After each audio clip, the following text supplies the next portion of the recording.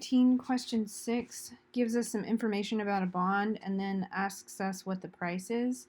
There are a lot of different ways to do this. I'm going to do, in my opinion, the easier one, and then I'll do it the harder way. Okay, so we have a yield to maturity of 5%. That means that the effective semi-annual rate is going to be this divided by 2. The reason for this is that later in the problem it tells you the coupons are paid semi-annually, and the coupon rate, well, unrelated is that it's 4%, but what you want to focus on is that the coupons are paid semi-annually. So you want to divide the yield to maturity by 2, otherwise like the coupon rate and the yield to maturity are like in different terms, and it's kind of weird. So the answer is divide by 2 when you see semi-annually for both the coupon rate and the yield to maturity, unless it specifies somewhere else. And just to like be really super hyper clear and possibly confuse somebody, this would be the effective. So this is the yield to maturity. This would be the effective annual rate. We don't need that for the problem, but that would be the effective annual rate. Okay, let's go back. Coupon rate is 4%. Let's do 4%.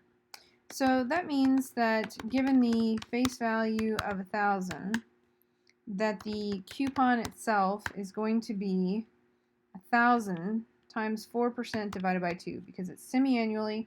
Twice a year we're going to calculate the interest payment. All right, and then we have 4.25 years until maturity.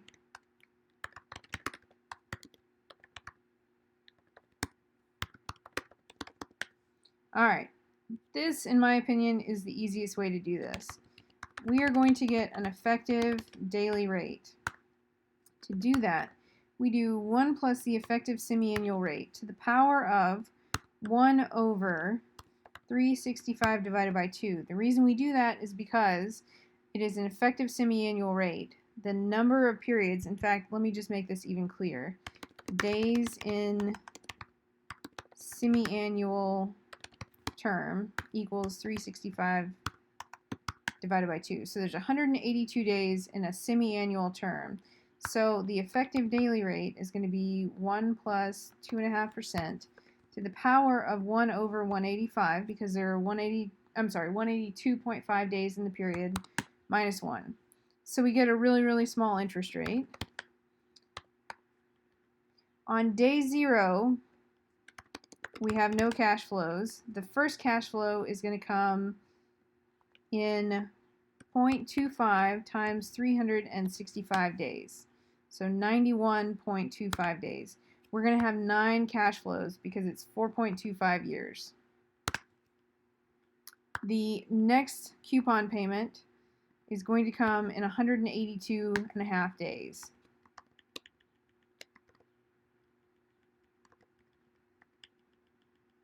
So we get 20, it just equals that.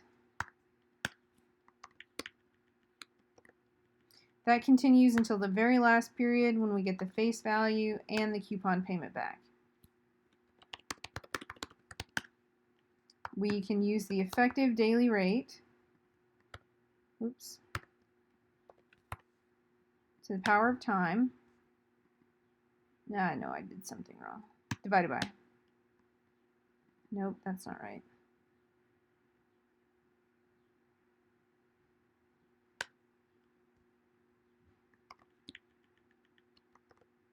Yep, that's right. And actually,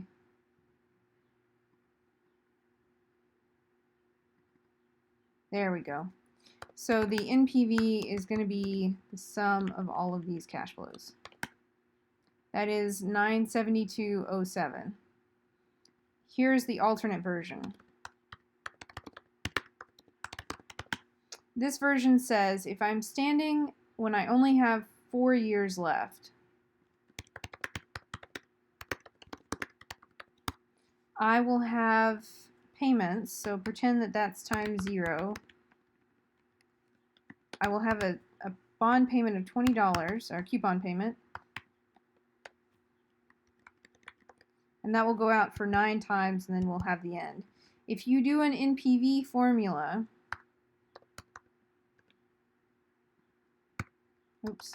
the rate is the effective semi-annual rate. I'm sorry, it's just PV. The rate is the effective semi-annual rate. The number of periods is 8 because you have 4 years left, and the payment is $20. The future value is 1,000. You will get the wrong answer, and the reason that you get the wrong answer is because you're not including, you're assuming this is, the PV formula is an annuity.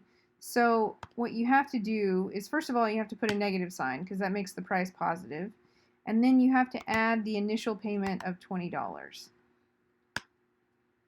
Now once you do that, you need to discount further to today, and so this is going to be divided by 1 plus the effective semi-annual rate to the power of 0.5. And the reason you're going to do 0.5 is because it's 4.25 years left. So that's 3 months. We have the effective semi-annual rate. So we need to do half of that because 0.25 years is half of the semi-annual period, and thus we have 0.5. And you notice that we have the exact same answer. In my opinion, even though this is more work, it is way easier because as long as you get the days right, then you're fine and you don't have to worry about it. Anyway, that's how you solve it.